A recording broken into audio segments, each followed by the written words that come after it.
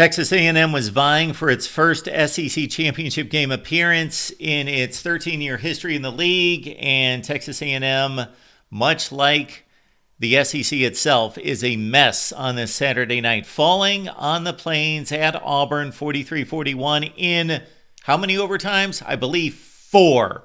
What a game. This was a classic. Welcome into the Voice of College Football. Appreciate you being here. Best discussion, debate, and analysis. Check out our SEC channel. All right, let's get to this one. Let's go straight to overtime. 31-all going to overtime. So Auburn ripped off 21 straight points to start this game. They led 21-7 at half. Cam Coleman went off. If you've not seen him play this year, because Auburn's been horrible and nobody's watching Auburn play, the great freshman receiver, their prized recruit, 7 catches for $128. He is the real deal. Jaron Thompson with a big pick as well. Again, Auburn raced out 21-0. It was 21-7 at half. Noah Thomas came back for Texas A&M. He had some enormous catches, some great plays in the end zone. 5 catches for $124. He went over Caden Lee on a play that made it 21-14. He also ran a slant in which he burned the corner, got him on his back hip. Then the corner went for the pick, dove in front, missed the football. The safety for Auburn took a bad angle, and Thomas was gone, and we were tied up 21-all. Marcel Reed, who of course has taken over for Connor Weigman later in the season, first took over for Weigman earlier in the season when Weigman was injured, and then Weigman got benched against LSU, and that was the turnaround for the Texas A&M season and the surge toward positioning for the SEC championship game. And Marcel Reed has been phenomenal. 297 yards passing, 66 rushing in this game. But late in the game here, Keandre Lambert-Smith, Auburn's down 31-28. They obviously need a drive. Keandre Lambert-Smith had a remarkable catch along the sideline, and I know that the replay was not definitive, but if you check out the feed in bounds and where the ball was, and you'd see from the other angle, if you piece together the two angles, I believe that you get a fairly definitive view that Keandre Lambert-Smith, with $150 left in the game, did catch the football. They did not give it to him. Actually, Auburn got ripped off a few times late in this game. Cam Coleman, the very next play, sprinted down the field, and Peyton Thorne could have lobbed it up to him for a game-winning touchdown, but he did not see him. Peyton Thorne, though, for all the ridicule, for all that he's taken by Auburn fans and college football media and fans in general, gutted this one out. 4th and 2 scramble to get the first down and keep hopes alive. Then on 1st and goal, with all the issues that Auburn had, they should have been able to score the game-winning touchdown. They had it 1st and goal inside the 5, but they had a false start penalty. They had really strange play calling down there as well. They ended up kicking a field goal, and that is no small feat for Auburn football this year. 8 of 17 coming into the game, missing 9 field goals, less than 50%, but they kicked this one to tie the game 31-all from 29 yards out. Now let's go to overtime. Ja'Day Walker, remarkable play to drag 2 Auburn defenders into the end zone, starting from the 25-yard line. So Texas A&M strikes first, 38-31. But Jarquez Hunter, one of the best backs in the SEC, who's been around for seemingly at this point forever. He's been playing for Auburn, but he is still around, and they are so glad that he is. And one of the guys that is a better player than people know about, again, because Auburn's awful and have been now for several years. But Jarquez Hunter, one of the best backs you will find. He takes it in for a touchdown. So we're tied.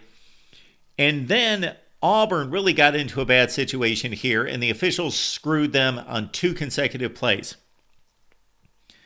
Keandre Lambert-Smith going to the end zone, clearly held, just held by his collar by the defender.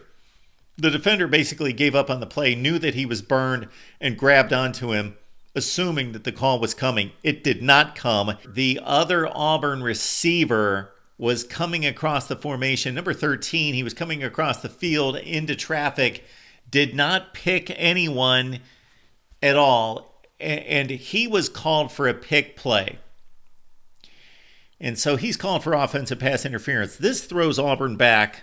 So 2 consecutive calls. One they should have gotten, the other called against them. Hugh Freeze is going crazy, and they got to kick a long field goal. So this kicker, freshman, was not the field goal kicker until this year, 3 of 4.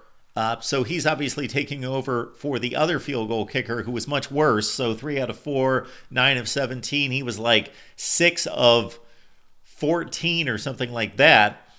They nail it from 43 yards, longest kick of his career with the game on the line.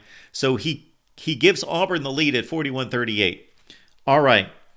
2 straight tackles for loss by Auburn. Their defense is in a bad position. Obviously, they can't give up the touchdown because they're protecting a 3-point lead in overtime. Texas A&M actually has one of the better field goal kickers in college football, but Jalen McLeod with the 2 TFLs forced Texas A&M into the field goal to make it 41-all. Okay, so now we're in the next overtime, which is the simple, you just run the 2-point conversion plays from the 2.5-yard line, and that's all it is. Final overtime, Keandre Lambert-Smith, look up the play, great hands catch in the back of the end zone, fighting a defender who's draped all over him. Hands catch, 43-41. Then Texas A&M and their offensive coordinator, Colin Klein, one of the up-and-comers in college coaching, of course, calls up a great play that brings the wide receiver around, who might have been Reed, actually. They might have had the back take the direct snap, and then Marcel Reed, and he throws it to Amari Daniels in the end zone. Only problem, drop the football. Amari Daniels, an excellent player. A running back drops the football in the end zone, and the place goes crazy, and Auburn wins to go to 5-6. But the important thing is Texas A&M in the SEC standings.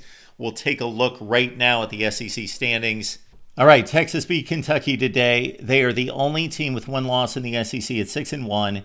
They have their final SEC game against Texas A&M on the road. Georgia, 6-2. They're in the clubhouse. They got Georgia Tech outside the conference next weekend. Tennessee plays Vandy. They're 5-2. Texas A&M now 5-2 with this loss. Of course, they've got the game against Texas. South Carolina at 5-3. So it's the 4 top teams there that matter when it comes to the SEC championship game. So there's a number of things that could happen there. Some are very clear-cut. Texas obviously controls its own destiny. The others could become quite involved. So we'll go through it this week right here at the Voice of College Football. But Auburn on the Plains gets a huge win for Hugh Freeze, maybe his biggest win on the Plains, even though they're way out of any kind of championship consideration, just trying to get to a bowl game with an upset of Alabama.